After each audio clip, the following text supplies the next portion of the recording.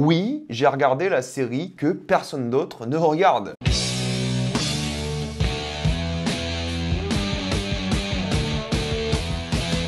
Skeleton Crew. Comme d'habitude, jusqu'à la minute indiquée dans le titre de la vidéo, il n'y aura pas de spoilers, comme vous êtes tranquille, après on va tout spoiler. Skeleton Crew est l'histoire de jeunes enfants sur une planète très tranquille qui en ont marre de leurs études et qui décident de partir à l'aventure et ils vont tomber sur un vaisseau spatial dans une forêt. Ce vaisseau spatial va les emmener à travers la galaxie. Skeleton Crew, j'avais quasiment aucune raison de regarder cette série. La majorité des séries Star Wars sont globalement nulles, disons les choses, soyons un peu honnêtes. Elles ne valent pas le détour, c'est un peu une perte de temps pour beaucoup d'entre elles et j'avais pas envie, tout simplement aussi parce qu'il y avait Jon Watts. Jon Watts, bon, depuis qu'il est plus chez Marvel, c'est un peu moins un criminel, mais c'est lui le showrunner de la série, il réalise même 2 épisodes sur 8. C'est une série qui s'inspire des Goonies et de l'ambiance Amblin de manière générale, mais j'étais pas chaud, tu vois. Star Wars, on a tous envie que ça arrive vers un peu plus de maturité, on n'avait pas envie de voir Star Wars avec des enfants, quoi. Mais j'ai regardé, j'ai tenté, je me suis dit, restons curieux, essayons, pourquoi pas. Et j'avoue qu'en soi, ça commençait bien et mal à la fois. C'est-à-dire que la série commence avec une scène d'introduction de Jude Law qui se la joue en mode pirate, et je me dis, ah, c'est un peu mature, c'est intéressant, pourquoi pas. Et ensuite, tu passes genre 30 minutes dans une sorte de banlieue américaine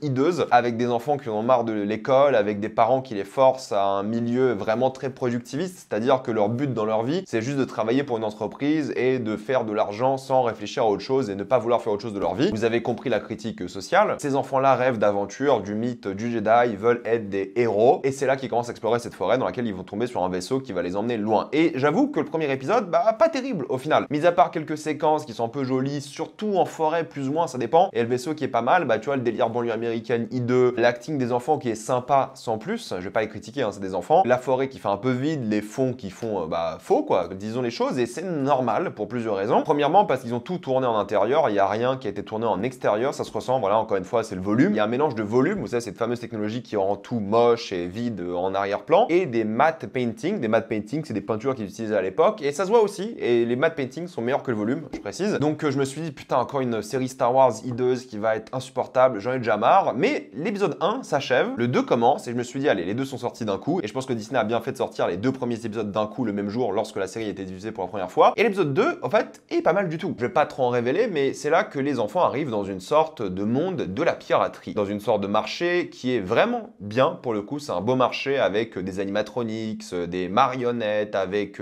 plein d'effets visuels, des couleurs différentes, beaucoup de figurants, beaucoup de costumes, un travail qui est vraiment bien fait je trouve, et tu vois cette ambiance des pirates du point de vue des enfants qui sont isolés ici, comme t'as l'impression beaucoup d'orphelins, et ça te met bien dans l'ambiance, et il y a un côté à la fois dangereux des pirates, mais en même temps chaleureux qu'ils aient une sorte d'endroit de pirates. Je dis pirates parce que c'est un peu la vibe de la série, hein, mais ça peut être des mercenaires et des choses comme ça, vous concentrez pas sur le terme pirate au sens littéral, hein. C'est juste pour vous donner une idée de ce que c'est, même s'il y a vraiment un peu des pirates, et il y a un code de la piraterie, entre guillemets, ils ont une sorte de morale, il y a des cartes au trésor et tout, on en parle après, mais je trouve que la mise en scène du marché, elle amplifiait un peu l'excitation de la découverte du point de vue des enfants. Il y avait un côté à la fois industriel, vicieux, presque antagonisant qui était sympa, mais avec des gens qui veulent protéger des enfants aussi. Et plus t'avances dans la série, bah plus t'as des décors intéressants. Alors en extérieur c'est toujours laid, hein, je précise, mais lorsqu'ils vont dans un hôtel par exemple et d'autres endroits qui sont en intérieur, les intérieurs sont bien. Ils sont bien décorés, il y a un éclairage qui est toujours hyper intéressant sur comment ils montrent l'obscurité des visages, surtout par rapport à certains personnages. Ils jouent beaucoup avec les différents objets. T'as ce côté très Star Wars qui rend bien. Mais dès que t'es en extérieur, là c'est horrible, que ce soit la brume qu'ils mettent pour cacher le manque de décor tout simplement, le flou toujours derrière, ouais c'est laid, je suis désolé de le dire, hein, mais bon, ça passe en réalité parce qu'au moins il y a une sorte de sensation d'aventure. Que ce soit laid, s'il y a cette vibe agréable d'aventure qui rend bien, bah je peux un peu accepter les décors laids. Et ça se voit qu'ils ont pas beaucoup de budget sur certaines séquences, surtout bah les fonds toujours encore une fois, mais les effets spéciaux sont bien faits, je veux dire c'est une qualité vraiment élevée pour une série, ça fait grave plaisir, ils sont pas foutus de notre gueule de ce point de vue là. Si vous fermez les yeux sur les fonds, ça va. Ils ont même utilisé de la stop motion, t'as une créature qui est en stop motion faite par Phil Tippett quoi. Phil Tippett c'est le roi de la stop motion et il rend super bien cette créature parce qu'elle fait vraiment très surnaturel, vu qu'elle bouge en stop motion avec des personnages qui bougent en 24 images par seconde, il y a un côté très monstrueux, flippant qui rend bien, et c'est là que je me dis, au fait, l'avantage de Star Wars, pour certaines choses, ils sont encore un peu attirés par le practical, et là, la stop motion a très bien marché, et plus intéressant que faire une créature en CGI. Et même si les épisodes de Jon Watts sont les moins jolis, les moins bien réalisés, je pense surtout à une séquence de nuit avec des speeders et tout, je veux dire, vu qu'il n'y a pas de décor, pas d'endroit en extérieur et tout, les speeders, c'est ridicule, quoi, c'est que des effets spéciaux, c'est généralement pas très bien éclairé de nuit pour cacher les effets visuels. Il y a des moments vraiment moches chez Jon Watts, mais les autres réalisateurs, en fait, ils ont le droit à des séquences qui sont généralement pas mal. Alors surtout les épisodes de David Lowery, tu te dis putain, mais qu'est-ce qu'il fait David Lowery à bosser ici? Alors oui, il a déjà bossé chez Disney, hein, mais bon, c'est le mec qui sort de Ghost Story, qui te propose ici des épisodes qui sont vraiment bien filmés avec une bonne ambiance, et il gère le délire de la piraterie. Après, il a déjà fait des pirates chez Disney, mais quand même. Il y a aussi Bryce Dallas Howard, qui fait un travail tout à fait correct, sans être exceptionnel. Je veux dire, c'est une réalisatrice de série convenable. Des mecs comme Jake Schreier qui font des films pour Disney aussi, comme Thunderbolts, qui sort bientôt. Lee Isaac-Chung, qui sort clairement de Twister cette année, mais pas que, il a fait des films indépendants qui étaient vachement bien. Et donc, il y a plein de réalisateurs connus, dont des réalisateurs qui ont gagné 3 Oscars. Oui, les fameux Daniels, hein, qui ont bossé sur Everything Everywhere All at Once, qui ont rapporté 3 Oscars au gars, ils font un épisode, c'est le pire épisode. Mais au moins, tu vois qu'il y a quand même quelques petites idées de mise en scène qui sont sympas pour une série. Donc, visuellement, pour moi, il y a des trucs à garder, c'est ça qui est intéressant. Mais même si c'est pas parfait visuellement, en fait, qui tient un peu en haleine, c'est les personnages. Ils ont toujours réussi, je trouve, le robot ici, parce que c'est un robot qui obéit au capitaine, mais vu qu'il y a un code de la piraterie, le capitaine peut changer, et les ordres changent, mais tu sens que le robot, il a un peu des émotions, et il est vachement bien de ce point de vue-là. Et c'est cool que Disney arrive à nous procurer l'émotion, généralement, avec les robots, plus que les humains en général. Et le robot est réussi, c'est un vrai bon robot. Pas le plus mémorable, mais il a une bonne alchimie avec les différents enfants, qui même eux, entre eux, ils ont tous un peu de personnalité, même si, pareil, ils sont pas mémorables. Ils ont un peu de quelques caractéristiques, ils ont des personnalités différentes, que ce soit le mec qui est un alien, même si bon, techniquement, là, il n'y a pas d'humain alien, mais vous avez compris. Une qui est un peu augmentée, une qui a un peu une personnalité un peu forte, et le gamin principal. J'ai envie de dire pas le cœur de la série, ces enfants. Ils sont importants, évidemment, mais celui qui vole le show, c'est évidemment Jude Law. Jude Law qui traîne avec des pirates, dont un pirate qui ressemble à un loup, et c'est un design vraiment très efficace pour te donner l'impression qu'il faut concernant la série et concernant le personnage. Mais c'est lui, en fait, il est un peu mystique, c'est-à-dire que tu sais pas si c'est un Jedi ou pas, tu sais pas quel genre de pouvoir il a, tu sais pas s'il ment, tu sais pas quel est son vrai nom, sa vraie identité, tu sais pas s'il va trahir les enfants, s'il est vraiment attaché aux enfants, tu sais pas dans quelle direction il veut aller avec les enfants, pourquoi est-ce qu'il part à l'aventure avec eux. Il vole un peu le show, c'est vrai, et c'est lui vraiment le truc qui est bien dans la série. Limite, il aurait mérité plus qu'une série. Le charisme, l'acting et tout, il rend vraiment bien. Et justement, le fait qu'il soit sur cette balance entre protagoniste et antagoniste dans la série est grave cool. Il joue un peu la case mentor, qui marche bien, je trouve, dans la série, justement parce que tu sais pas ce qu'il va faire. Chaque aventure qu'ils ont ensemble avec les enfants, c'est un peu une petite morale, que ce soit les enfants qui tombent sur d'autres enfants qui sont des guerriers et qui se font la guerre éternellement, que ce soit les enfants qui tombent dans un hôtel où le mec veut s'enrichir, Jude Law et des choses comme ça, tu vois que personne fait confiance à Jude Law. C'est un personnage intéressant et c'est justement cool qu'il soit entre manipulation, avidité et honnêteté et tu sais jamais comment ça va finir avec lui. C'est un menteur charismatique que t'as presque envie de croire au final. Il donne un peu vie à la série grâce à son point de vue et son imprévisibilité. Et il finit toujours dans des situations compliquées, tu te demandes comment il va s'en sortir et il s'en sort généralement en parlant, c'est ça qui est cool. Donc même s'il y a des intrigues qui sont un peu moins bien, par exemple l'intrigue des parents qui cherchent leurs enfants qui est moins intéressante, j'ai envie de dire que pour conclure, Skeleton Crew c'était pas si mal. Je dis pas que c'est une grande série qu'il faut regarder, mais c'était divertissant, généralement bien fait, mis à part encore les fonds dégueulasses, hein, comme d'hab, avec des personnages plus ou moins intéressants en fonction d'eux, avec un peu d'émotion mine de rien, et une vibe, oui, Goonies, mais un peu Planète au Trésor, parce que c'est un peu une adaptation du bouquin de base, hein, qui est pas la Planète au Trésor, mais l'île au Trésor, avec une carte au trésor, avec un ancien capitaine qu'il faut retrouver, des pirates et tout. C'est pas mal, honnêtement. En termes de classement Star Wars, c'est top 4, disons. Voici mon classement pour ceux que ça intéresse. Pour ceux qui veulent voir un truc sympa d'aventure, je peux le conseiller, mais encore une fois, c'est une série dispensable qui se regarde sans plus. Mais je peux comprendre que beaucoup de personnes l'aiment, comme des gens qui adhèrent pas du tout au délire. Maintenant, on va passer en spoiler.